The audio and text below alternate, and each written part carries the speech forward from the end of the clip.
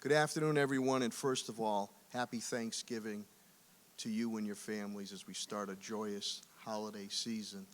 I'm going to tell you a little story about a mid-sized city in the United States of America, an urban city, so it faces urban challenges.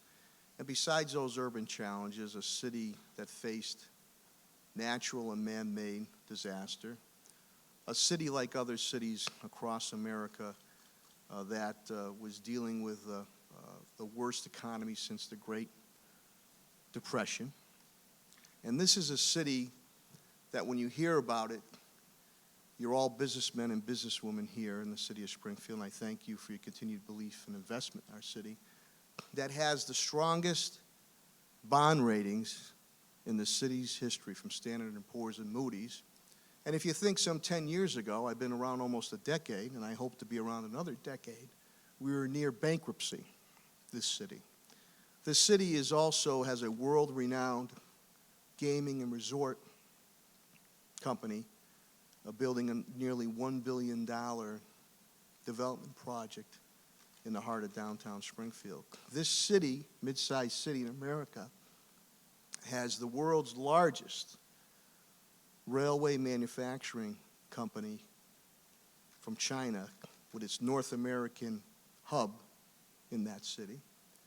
This city has an intermodal transportation center that is going to harness not only the city, but the regional area and beyond, north and south and east and west. This city, through the leadership of its superintendent, is moving its school system forward in all fronts with scores that are higher than the state average. This city, with the progressive leadership of its police commissioner, has cut crime by well over 10% and continues to do the largest academies, police academies, in 20 years. That's pretty good for a city, wouldn't you say? Well, this city is the city of Springfield, Massachusetts. And sometimes that is lost upon, at times, a cynical public and a cynical press. So when you look at this city of Springfield, which now has $3.3 billion in economic development, which in turn is creating thousands of good-paying jobs. It's a very, very good story to tell. And it's important that each and every one of you tell that story and be cheerleaders for the city of Springfield and partner with us. I know we're in the age of reality TV in which negativity sells. And we don't mind reporting as long as it's fair reporting. But the story must and will be told. And I will continue to champion that story through any and all avenues. And when you look at it, I know many a times we're put on so-called bad lists. CNBC had us on a top 10 list of cities on the rise and cities for outstanding opportunities that have laid a foundation and workforce to move forward. Matter of fact, some of you individuals in this room go to city, am I correct? Matter of fact, Springfield is now on that list with 2 or 3 cities that you visited. So how much the pendulum has swung now that maybe other cities are going to come to the city of Springfield to see what we're doing. And again, this was done after a devastating tornado. A lot of this work is post-tornado. A freak nor'easter, pre-Halloween back in October. So Springfield has had a can-do attitude in getting this done.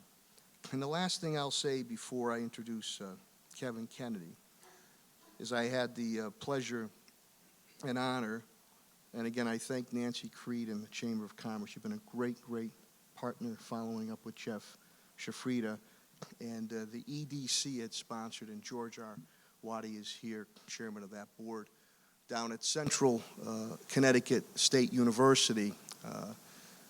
We spoke with the Knowledge Corridor mayors, myself, Mayor Luke Broman from Hartford, who, matter of fact, said to me, Mayor Sarno. I'm where you were 10 years ago with Hartford. Tony Harp, the mayor, former Senate President of the Connecticut Legislature in New Haven. Aaron Stewart from New Britain, and Richie Koss, my dear friend Richie Koss from Chicopee. Now, you always know mayors are going to pontificate about the good of their city. Well, Don Kepler-Smith, a renowned economist, with not a bad sense of humor, too, put across the facts, and where Springfield is so much ahead of the curve when it comes to other cities in our region. Many a times we want to compare ourselves to Boston. That's a different barrel of bushel of apples there. But all the trends, all the statistics he put forth, all the facts where Springfield is thriving. So it's important that we need to champion this news and make sure we can continue to create thousands of good-paying jobs. Any urban mayor in America will tell you there's three things to knock down poverty and public safety issues. One is family, al familia, and sometimes that's very difficult to get into. 1A is education, and we're moving forward on that. And 1B is jobs. Put our people to work. So we'll continue to conquer those urban challenges, but I'll tell you for damn sure, I'm going to keep punching, and once in a while I'm going to throw a haymaker, too, to champion the city of Springfield. And I need each and every one of you to be ambassadors and spread the good word about Springfield, because we're open for business, and there's more to come. With that, I know we have President-elect Donald Trump, who is the so-called deal maker.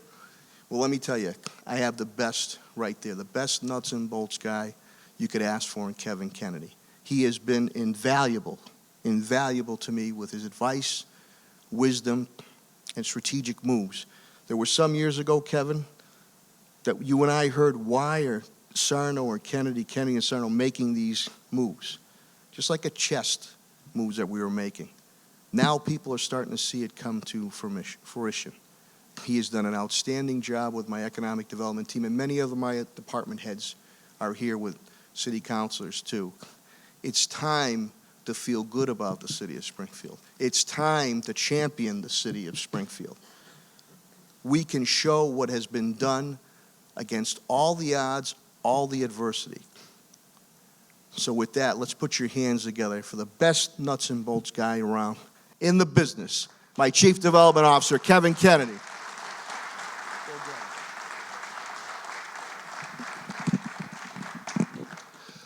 Thank you, Mayor. You are a great cheerleader for Springfield, although I don't know about that Donald Trump thing, but that's all right. What we're going to try to do tonight, and really so that you understand, this is a report of different types of economic activity that has really occurred since the tornado, so that you understand that. And we also understand that what we're reporting to you is what we know about. When we talk about things on the public side, we know most of the activity that happens, and what we know about on the private side is just from what people tell us or that we work with them on. And we understand that there are other activities on the private side that are not included in this. So the numbers that we're going to show you, the numbers are actually much greater than what we're going to show you. So rather than carrying on and listening to me very much, before I start, I just want to thank the economic development staff for the work that they did on this. They've been at this now for 7 weeks. And my Deputy Director of Economic Development, Brian Connors, our Planning Director, Phil Dromey, our Principal Planner, Scott Hansen, and our Senior Planner and GIS Manager, Jason Mann, has done a great job. So with that, I just want to move into the presentation.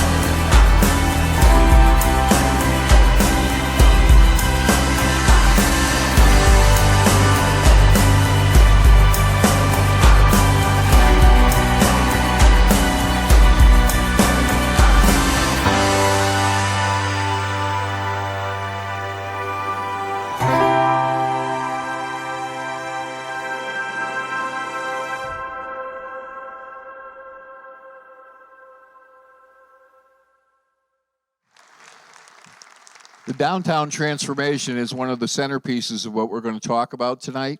And what I want to simply explain to you is how we started out. We had to start out with an awful lot of strategies that made sense, and we had to have an awful lot of partners. No way you can move the city of this size on an individual basis. The Parking Authority, the Business Improvement District, Develop Springfield, Springfield Regional Chamber, Mass Development, and our Springfield Police Department, along with our Redevelopment Authority, have been all participants and great partners as we tried to move the city forward. What we're going to talk about tonight is we're going to start at Union Station and kind of take a walk down Main Street to the MGM complex. And then once we get to the MGM complex, we'll go out into the rest of the city and talk about the different projects that exist. Union Station, we've been at Union Station since Mayor Neal took it from David Buntsman back in 1989, and it's been a long process, but right now it's a $93 million renovation, which will be complete next month, and we guarantee next month. The new 377-space parking garage has been erected with 27 bus berths. We will have Amtrak service continuing, and we're seeking additional service to the north. And the good news is Connecticut has been working just as hard as we have, and commuter rail will start in Connecticut in January of 18 with 17 round trips between New Haven and Hartford, and 12 of those daily round trips will continue north here to Springfield. That's the 377-car parking garage. The interior of Union Station, it looks much even nicer than that right now. There's another updated picture. A hallway that was pretty nondescript until they started doing this to it. Our 27 bus berths.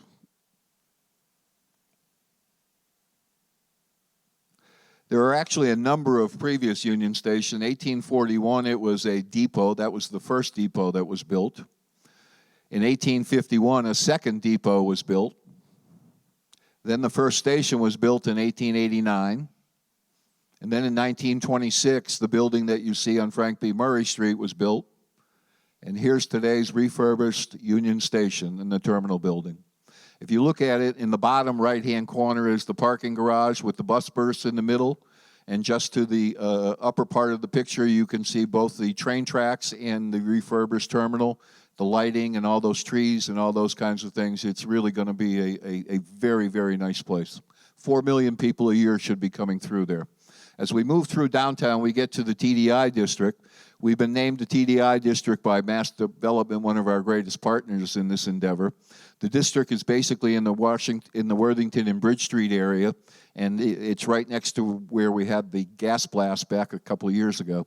The district comes with resources, which is the big deal, a 3-year fellow to execute the plan, and the incentives to spur the activity that goes with it. The partnership actually includes the city, the bid, and Develop Springfield. The goal is to rebrand the entertainment district. One of the things that have given us the bad reputation that we had over the previous decade, we will rebrand it and bring full-service restaurants and create upper-floor market-rate housing, attractive, innovation-oriented businesses, parks, and infrastructure upgrades. One of the centerpieces in being done by Develop Springfield is the Innovation Center at a project cost of $6 million.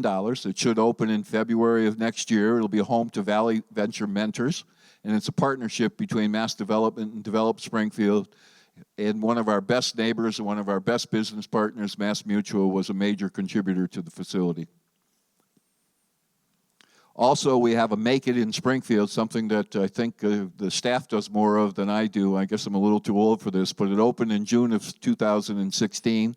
We've had 200 public workshops. We service more than 1,000 people.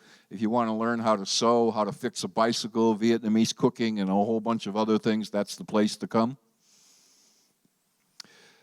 The city is stepping up. The mayor has been very good about this. Anytime somebody else is doing something, he's been a good partner, and we are putting up some money to refurb the area. Back up to that one, please. Back up one slide. The design will be completed over the winter, and the redesign will include the widening of the sidewalks with outdoor dining, closed portions of Stern Street side streets, and a full resurfacing and a re-landscaping of the park and Duryea Way.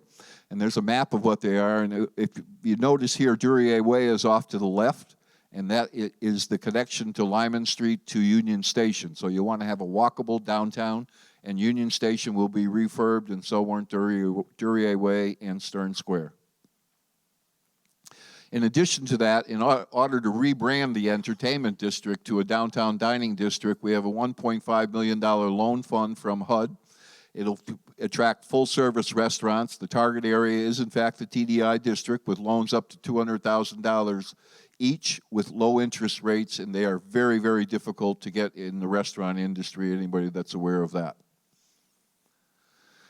We have to compliment BID for being a great partner. They're the ones that came up with White Lion Wednesdays and Thunderbird Thursdays. It's attracted a crowd that we want to attract to downtown. They've been very, very successful, and you see them on Mass Live pictures all the time. The cultural district is something that we've worked very hard on, and that encompasses not only the TDI district, but other parts of Springfield. We have 53 member organizations, 41 of which are in the downtown. $2.7 million visitors annually. That's a huge number. They contribute $37 million worth of revenues to the district.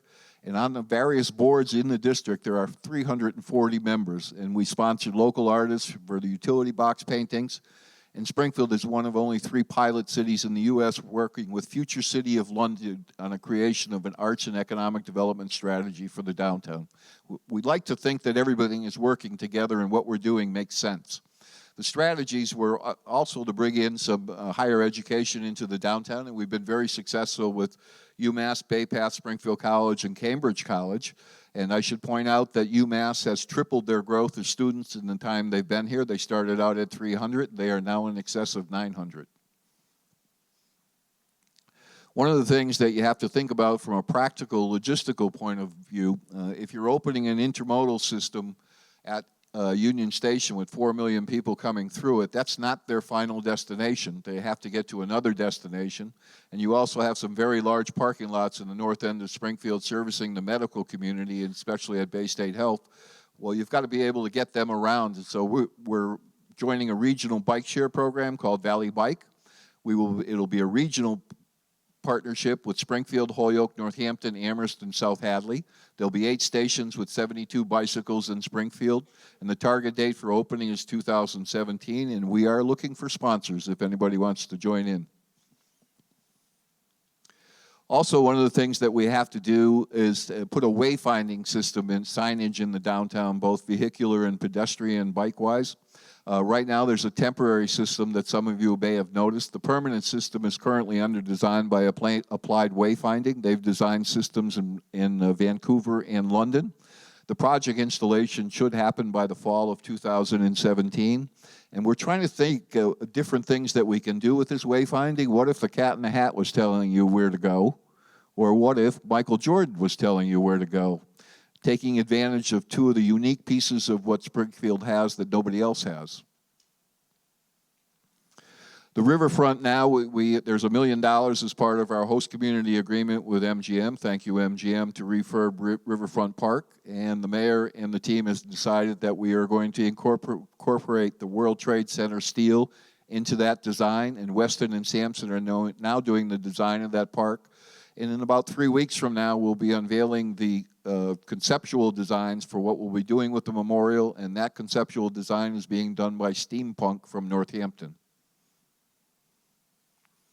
In addition to that, we want to celebrate the fact that the Naismith Memorial Basketball Hall of Fame, the only international basketball Hall of Fame in the world, has recently completed a $20 million capital improvement plan, and I think they may have upped it to $25 million. And the goal is to update and refurbish the museum, and we're hoping and expecting that refurbish of the museum will be happening in 2018, the same time that the rail cars will be delivered to the MBTA in Boston, the same time that the viaduct will be done, and the same time that MGM will be up and running. So 2017 and 18 will be big, big years in Springfield. Also, the other unique piece of what we have here that nobody else has is a Dr. Seuss Museum. It'll be opened in 2017. It'll also have the second floor of the museum will be a recreation of Ted Geisel Studios that his stepdaughters have graciously contributed to us.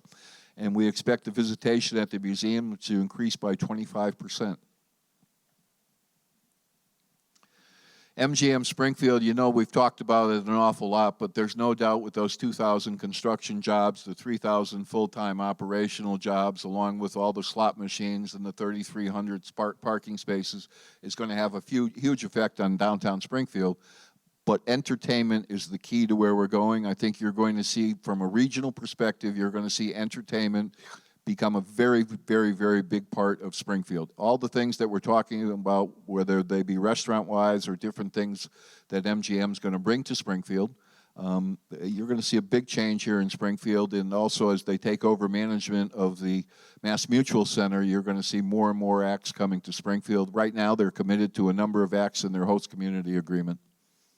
Some pictures, that crane that we're featuring here on all the slides, that crane really told everybody, yes, we really are building a casino here in Springfield, to tell the doubters that. You can see the podium starting to take shape. You got the parking garage in the background. Another shot of the podium, the parking garage. The preservation of 73 State Street from a historical point of view, and it'll be one of the main entrances to the casino on State Street. It's just great to see these shots and what it's going to look like when it's finally finished, and it'll look like the rest of Main Street. And that's a view looking from basically where the courthouse is across the street from the south part of State Street. One of the things that we're very happy about is the influx of new market rate housing. Silver Brick Lofts converted the old Morgan Square complex in the northern end of downtown to 265 market rate units. And recently, Park Street Lofts has opened in almost across the street from where the casino is being built, with 33 loft-style units ranging from 740 square feet up to 1,900 square feet. And as you look at these pictures, they're very, very attractive. One of the other things that we have to think about, and there are three other things that I want to address here before we leave downtown. 31 Elm is a critical part of downtown, right across the street from both the Mass Mutual Center, right in Court Square, and right near MGM complex. We are looking at doing, and we are in the late stages of discussions with the preferred developer for a $45 million type of a development. We are looking at introducing some of the residential units that MGM is committed to, along with the different units that will be going into 31 Elm, along with some commercial space. So it's a very complex negotiation, and we are hoping to complete that in the next 30 to 60 days. It'll have a major, major impact in the last of the ULI developments that were pointed out that have to be done in downtown Springfield. Also, we are in early stages of discussions with the owners of the Paramount Theater. We expect it to be a $30 million development. There'll be a proposed hotel, theater, and commercial space there, and we hope to have more news about that in the coming months. The other item that is critically important to downtown Springfield is the Civic Center garage. Currently, the Mass Convention Authority is undertaking a parking study related to the Civic Center garage and related to the expansion of the Mass Mutual Center. The logical place for the expansion of the Mass Mutual Center is where the Civic Center garage currently sits, and also that is the logical connection to the complex, the Dr. Seuss complex, and the quadrangle up above. So we want to make that connection happen, and we're also have to look at the fact that if we do something to the Civic Center garage, we obviously will have to build a new parking garage in downtown, and a logical place to think about that is the SRA-owned property behind TD Bank. So you'll have to sequence all these things start to happen, and we'll have more to say about that in the coming months. One of the things I think that scared everybody in this room, and we even have a little traffic jam outside right now that frankly doesn't upset me too much. It's nice to have some traffic problems in Springfield as opposed to the opposite of that. But MassDOT has done a wonderful job of the reconstruction of 91. The middle lanes are complete, and they'll be shifting to the outer lanes very shortly. It has not created the chaos that everybody thought they will. It has created some disruption, but the good news is they are 5 to 6 months ahead of schedule, and we expect substantial completion by the end of next year rather than in 2018, provided we have a reasonable winter. The other piece that everybody should be paying attention to is the possible depression of the viaduct. And the depression of the viaduct and the straightening of the viaduct will create some really unique economic development opportunities. This is a 2040 type of a process, but we're talking to them about making sure that when they do this process, if they do the process, that we open up the northern portion of the riverfront down in the Avocado Street area and make a connection to the downtown so they don't feel like they're in an island down there, and open up a whole bunch of different economic development opportunities there. And as they straighten out the viaduct, there'll also be a number of other opportunities in the middle of downtown just across the riverfront. And they also have to keep in mind what is happening to the parking that services our central business district that currently is located right underneath the viaduct. One of the things, and I'm happy Commissioner Barberi and his staff are here tonight, we've taken a number of steps here with downtown security. We've already taken steps about the lighting, and the security is going to be coming. In our agreement with MGM, we're going to be having $1.5 million yearly for enhanced security in the downtown. We expect that it'll be in the metro area 24/7 in late 2017 with 41 officers and supervisors. Additional substation and police kiosks will be also included in the plan, along with those emergency buttons that you see in many of the campuses across the United States. We'll have additional walking posts downtown. There'll be new police equipment, including cruisers, and we will tell everybody that wants to listen there'll be plenty of surveillance cameras. Now, as we move out to some of the citywide projects, the first thing that we need to start with is police neighborhood initiatives. If we're doing more in the downtown, we have to make sure that we're doing just as much in the neighborhood. And Commissioner Barberi and his staff are doing something about it. 47 officers are graduated from the academy, I believe, last month. There are 15 additional for new positions to enhance patrols in the neighborhoods. They'll be extending the C3 policing from 1 current neighborhood to 4 to encompass both North End, South End, Mason Square, and Forest Park. No longer, if something happens in the downtown, will everybody be pulled out of the neighborhoods and sent to the downtown. Sector officers will participate in weekly neighborhood crime watch meetings. And also Nextdoor.com was launched in 2015, which is a vital platform so that everybody knows what's going on in the city when the police come on duty. CRRC is our most pleasant project in the eastern part of the city, $95 million car manufacturing, and those are the cars that they'll be manufacturing for the Orange line in Boston for the MBTA, a 220,000 square foot factory, test tracks, engineering, research and development, and administrative offices, 150 production jobs now with possible expansion up to 300. Construction is ongoing, should be completed next summer. We'll go through a shakedown period, and we should start producing prototypes for the MBTA in the spring of 2018. They have also done a tasteful redevelopment of the Westinghouse building, a historical redevelopment, and it looks very, very nice, and they'll be utilizing that for much of their administrative functions. A couple pictures now of what the manufacturing facility will look like.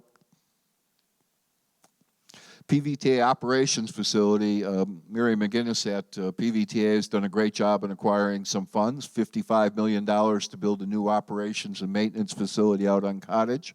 And they'll have 250 employees going up there, and we expect that to also be completed in October of 2018. They will also be moving, by the way, into Union Station with their bus operations. Police Hyundai has done a wonderful job, and they are finished in the south end of Springfield, $7.5 million, 26,000 new Hyundai dealership, and the best part is the job increases went from 30 to 80. India Motorcycle is something that we've been working on for a long, long time, and we're finally there, we believe. The remediation is currently underway in the buildings. The project cost will be $20 million. The developer is now collecting all the tax credits that he needs to collect. There'll be 60 new residential units, and we expect completion by 2018. That will also include the fire station, the Mason Square Fire Station. Here's a wonderful addition that was just broken ground for the STCC Student Learning Complex on the campus there. It runs right along Pearl Street. It's a project cost of $50 million, and it's a conversion of a 170-year-old warehouse. Think about that, a 170-year-old warehouse is now going to be a student learning center. 24 months of construction, which makes completion right in that big year of 2018. If you took this project and put it vertically, it would be 3 tower squares at 70 stories. That's how big this is on a horizontal basis. South End Community Center is a result of the tornado of 2011. It is a replacement for that Howard Street facility. It'll be located on the Emerson White Park, $10 million total cost. Bid was awarded to a local company at Fontaine Brothers. Indoor and outdoor basketball courts, classrooms, fitness rooms, and administrative offices. We broke ground for it in September of this year. Also, Palmer Renewable will finally be getting into construction. This is a huge project up in East Springfield, a $145 million project with 210 construction jobs, 60 full-time positions once it opens, and one of the big deals for Springfield, it will be in excess of $1 million worth of tax revenue. Superbrush is one of our neat, quiet little companies in Indian Orchard. The mayor and I went up there a month or so ago. They have 95 employees in manufacturing and engineering related jobs. They just went through a $3 million expansion, and they're thinking about expanding more. And they currently enjoy double-digit sales growth, so thank you, Superbrush. Our resiliency project, Van Horn Dam, is a $1.8 million project. It started last September. The logic is very simple. It is an earthen dam, and it's a very old earthen dam, and if it ever gave way, it is directly upstream from Bay State Health System, which is a regional health center, obviously, and we could never afford to have that happen. That's what it looked like where the dam is. Nobody really even knows it's there, and that's what it looks like now as they start the refurbishment project. Bay State Health is also pitched in, and they were part of the resiliency program. They are building a cogeneration power plant at the cost of $27 million. $22 million of that money is private money, and it will be completed in December of next year. Currently, the hospital can only stay up at a supply of 4 days. Once they complete this facility, it'll be 30 days off the grid. 4.6 megawatts, enough to power 4,600 average size homes. And as I said, it's part of the HUD Resiliency Grant. Another part of the HUD Resiliency Grant is the Water Shops Pond Project at a cost of $6 million. It's a feasibility study that's already been completed. We will be bringing hydropower back. It'll be capable of functioning independent of the grid so that there is another type of a disaster, it'll stay up and running. And it will also portion of the electricity we will use to fully power Brookings School in case of an emergency. Wellspring Greenhouse, this is one up in the old Chapman Valve facility. We are moving into hydroponic farming, $900,000 project. It's a cooperative venture that will grow produce that they will sell to local schools, supermarkets, and hospitals, and it really is a unique thing that we'll be seeing on land that we never thought we would be doing this with. Raymond Jordan Senior Center is something that Springfield has needed for a long time, a $12 million project with 26,000 square feet. We broke ground for this past fall, and it'll be completed in October of next year. A tribute to Gunnery Sergeant Tommy Sullivan, who lost his life down in Tennessee on South Branch Parkway. It's a $650,000 park. It's currently under construction, and it'll be a major addition to the East Forest Park neighborhood. This is something that every student in Springfield goes through. The Clifford Faniff Echo Center, it's completed. It's a little piece of Colorado in Forest Park, $4.2 million. It provides classroom space for our ECHOS program and serves 10,000 students, teachers, and parents every year. East Forest Park Library currently is in rented space on Island Pond Road, and it'll be built on the campus of Mary Dryden Veterans Memorial School at a cost of $8 million, and will be another addition for East Forest Park. Pope Francis High School, formerly Cathedral High School, was destroyed in the tornado.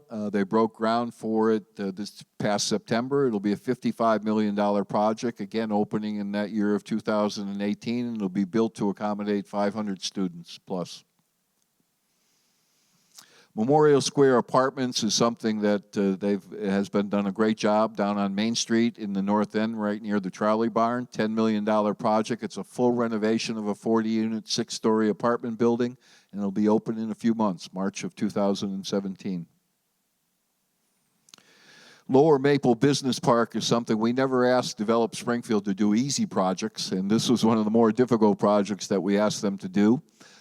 They converted it into their headquarters, which was a neat reuse of $3.3 million projects and a renovation of a historically significant building. They did a wonderful job on this building. Fire station redevelopment is something that we've worked very hard at.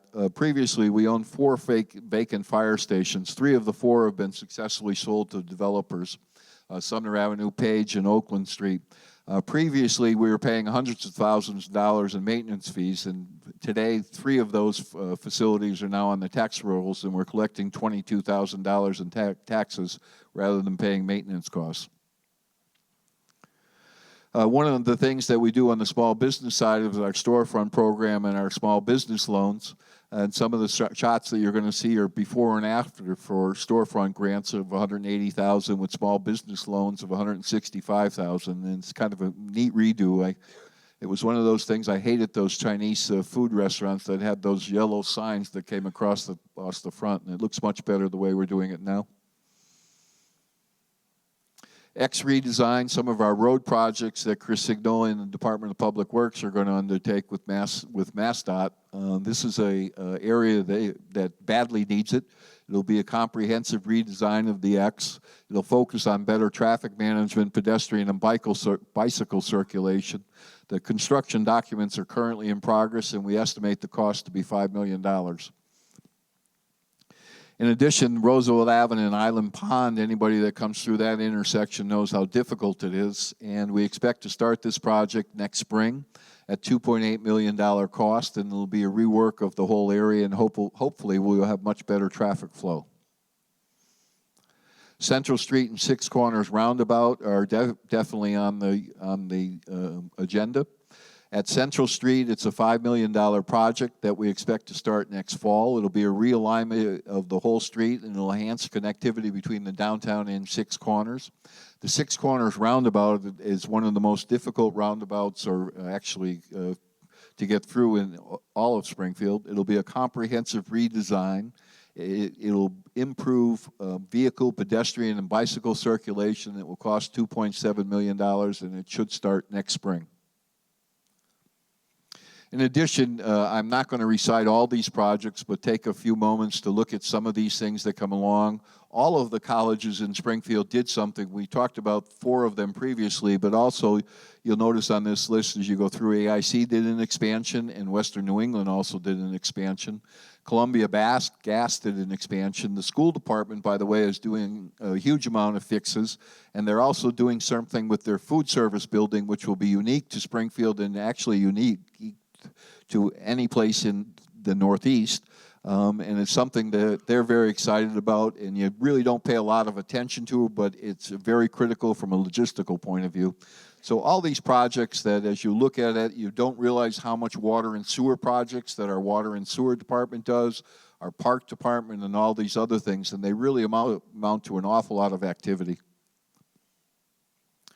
One of the things to get across to everybody, all these projects that we're talking about, and to talk about tax-based growth, not tax increase.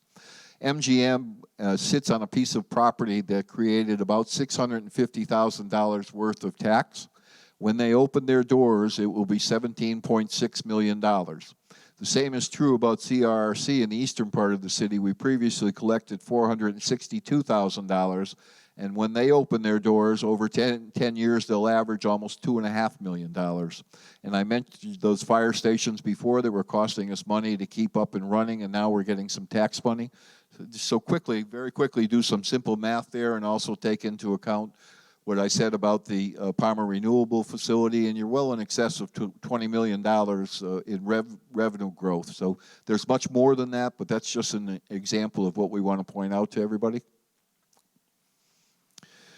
So to recap where we're at, when we did this in December of 2014, we talked about $2.7 billion worth of activity. And roughly, as I said when I opened my comments, that is basically since we started keeping track of things since the tornado of 2011. What I just showed you is new public investment of $82 million, new private investment of $450 million, with additional growth over the last 2-year period of $541 million, which gives us the new number of $3.3 billion since the tornado of 2011. That's an increase of 16% since 2 years ago.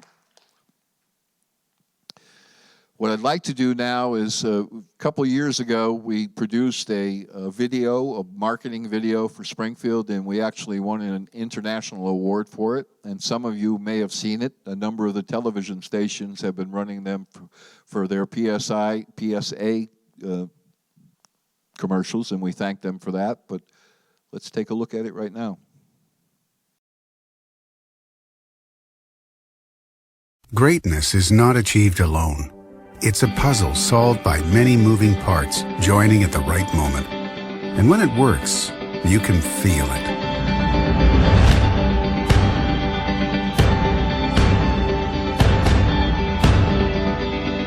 History tells us Springfield is the city of firsts, and today that brand of innovation continues.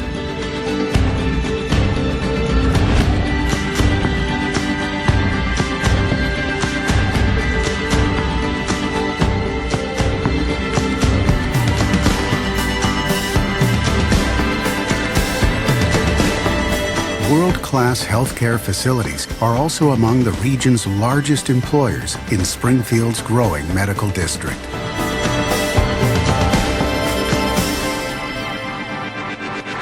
Springfield pride runs deep, a diverse city where neighbors work together towards a better community.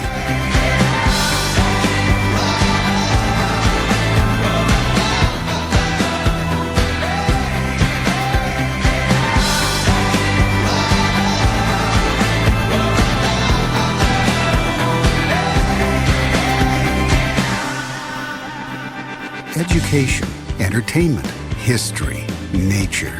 Inspiration is around every corner in Springfield.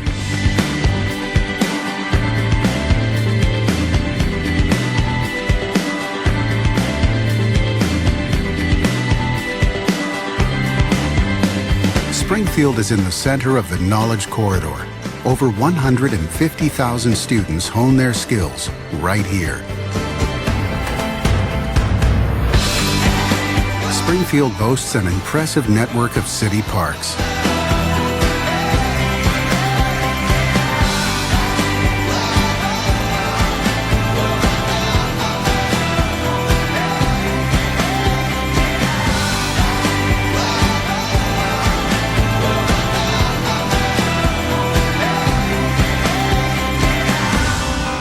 Art is in our DNA in the city as the birthplace of Dr. Seuss. The city lives and breathes creativity.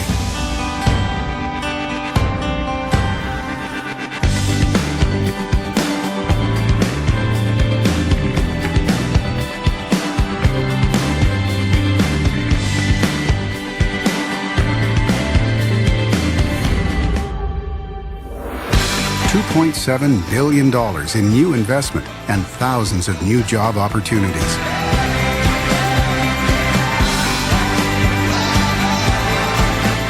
Corporate community that includes brands known around the world calls Springfield home.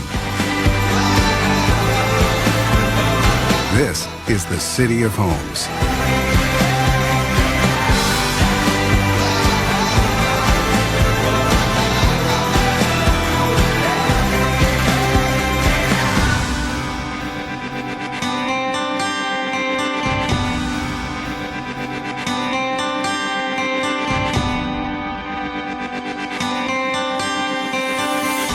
This is Springfield, Massachusetts. Join us.